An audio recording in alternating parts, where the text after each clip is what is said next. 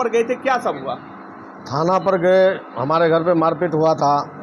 थाना पे गए आवेदन देने के लिए, तो आवेदन जो है सो रख लिया गया। उसके बाद बोले कि जांच कर रहे हैं, और जांच में कुछ नहीं किए। उसके बाद जो है सो 25 दिन के बाद, 20 दिन के बाद जो है सो FIR दर्ज कर दिया गया। और दूसरे पार्टी के द्वारा FIR पोस्को एक्ट के 313-25 कर दिया गया, और उसमें पूरे परिवार को फंसा दिया गया। लेकिन हमारे आवेदन को जो है सो कुछ नहीं किया गया, निराधार बता दिया गया कि जो हम इसका अथी कर लिए हैं, सर्वेक्षण। जी, वो दारू माफिया है ना, वो जो है सो पूरे परिवार, घरवाली भी उसका जेल गया हुआ है, उसका घरवाला भी जेल गया हुआ है। वो दारू माफिया है, वो सारे जगह दारू का सप्लाई करता है। वहाँ पैसा भी जाता है भैरी थाना में, और SDPO साहब के यहाँ भी पैसा गया है, सारा कुछ गया हुआ है। इसके लिए जो है सो हमारा आवेदन को दबा दिया गया। अभी तक इंसाफ आपको नहीं मिला है? नहीं, हमारे को कोई इंसाफ अभी तक नहीं मिला है। चलिए, और लोग हैं, उनसे भी हम जाने का प्रयास करें। क्या नाम हुआ आपका? सुनील राम।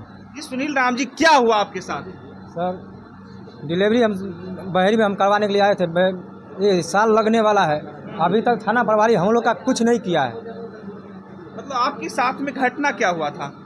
डिलीवरी करवाने का आए थे, डॉक्टर साहब है जब आंत काट दिया हम लोग। आपके वाइफ को आंत काट दिया? हाँ, बाप रे बाप। हाँ। उसी में है जो दयानंद पौदार था, हाँ। उसी हॉस्पिटल में हमको कन्या को है जो मृत्यु होगी। मृत्यु होने के बाद है जो हम आए आवेदन देने के लिए, तो आवेदन उन्होंने नहीं लिया। और हम वहाँ पर आवेदन दे दिए, आवेदन को फाड़ देता है, को क्या करता है से हम लोग का मालूम नहीं चलता है। 4 बार 5 बार दिया, डाक द्वारा भी दिया, सब चीज़ से उसको पहुँचाया गया, लेकिन वो आवेदन को पता ही नहीं चलने देता है जो कहाँ क्या करता है, नहीं करता है। कुछ के इंसाफ नहीं मिला है सर। चलिए, आपका क्या समस्या है? मेरा समस्या है सर, मेरा नाम लक्ष्मण कुमार साहू हुआ। हाँ। मेरा घर समतपुरा हुआ। मेरा कोसी प्रोजेक्ट में, समतपुरा कोसी प्रोजेक्ट में मेरा दुकान एक है। एक मोहन साहू का भी दुकान है, और एक कचरा उड़ के उसके दुकान पे चला गया, तो उसके लिए मेरे को विवाद किया। मेरे को कपार फाड़ दिया गया। यहाँ पे 7-8 को टाका लगा हुआ है। मेरे घर पर जाके मारपीट किया गया लेडीज़ के साथ। एक प्रेग्नेंट लेडीज़ था, उसके साथ भी मारपीट किया गया। थाना प्रभारी को मैं 27 तारीख को आवेदन दिए, उस आवेदन को कोई मैंने नहीं रखा गया। और फिर हमको 30 तारीख को बुलाहट किया गया। फिर बुलाहट किए तो हम 31 तारीख को आवेदन लिया गया, तो हमको पैसा डिमांड किया गया। तो पैसा डिमांड किया तो हम पैसा आदमी के थ्रू भेजा गया, लेकिन अभी तक हमारा कार्रवाई कुछ नहीं किया है। अगला पार्टी से सारा कुछ थाना प्रभारी बुला के उसको, अगला पार्टी से थाना प्रभारी बुला के उसको आवेदन दिवाया गया है। वो अपने से दस्तखत कर, सारा कुछ लिख के, अपने थाना प्रभारी अपने से लिखा है, हर चीज़ लिख के उसको केस करवा दिया गया है। हाँ, उसका केस उसके द्वारा आपके ऊपर उल्टा FIR कर दिया गया। जी, लेकिन आपको इंसाफ नहीं दिया। और देखिए, और इस पे हम पे DSP बेनीपुर का DSP सर जो है वो बोल रहे हैं क्या, तो उसका प्रीकृत का जो है कंसो, उसका 3-4 आदमी के नाम कट गया है। अब हमको वो बताइए, जो हमारे साथ हम सब मारपीट किया गया है, वो हमारे साथ कहता है कि DSP सर कहता है सो उसका जो उसका नाम छाटा गया है, तो उसका नाम छाटा कैसे जाएगा? जैसे हमको जब नहीं मारा जाएगा, वो इंसान नहीं मारेगा तब ना उसका नाम छाटा जाएगा। और जब वो हमको मारा गया है तभी भी उसको नाम छाटा गया, तो किस चीज़ पर नाम काटा गया है तो हमको बताया जाए। नहीं तो या तो आप पैसा लिए हैं तब नाम काटा गया है आपको। नाम किसने हटाया?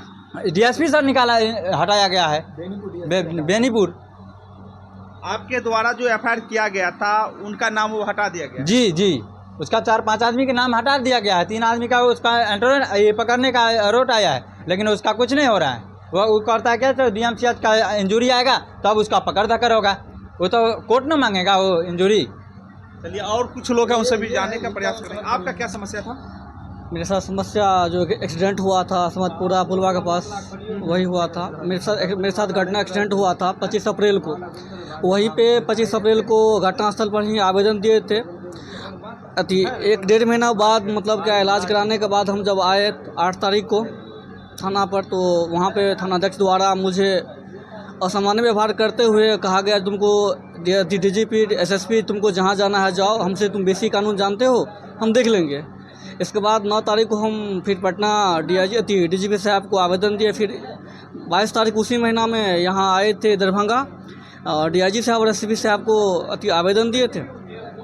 आवेदन देने के दौरान ही DIG साहब अपने नंबर से फ़ोन लगाए थानाध्यक्ष को, और वहाँ बात की, वो भी अपने बात किए, थानाध्यक्ष से बात किए सूरज कुमार गुप्ता जी से, और हमसे भी बात करवाए। उसी दरमियान थानाध्यक्ष सूरज कुमार गुप्ता जी बोले DIG साहब को, जो अभी आवेदन मुझे नहीं मिल रहा है, आवेदन खोज रहे हैं। तो फिर DIG एक बात बहुत बड़ा सवाल है कि आप आवेदन दिए थे कि नहीं दिए थे, क्योंकि इसका जिक्र जो है हो रहा है कि आवेदन दिए नहीं थे। जी हम आवेदन घटनास्थल पर ही दिए हुए थे, वहाँ दिए थे आवेदन।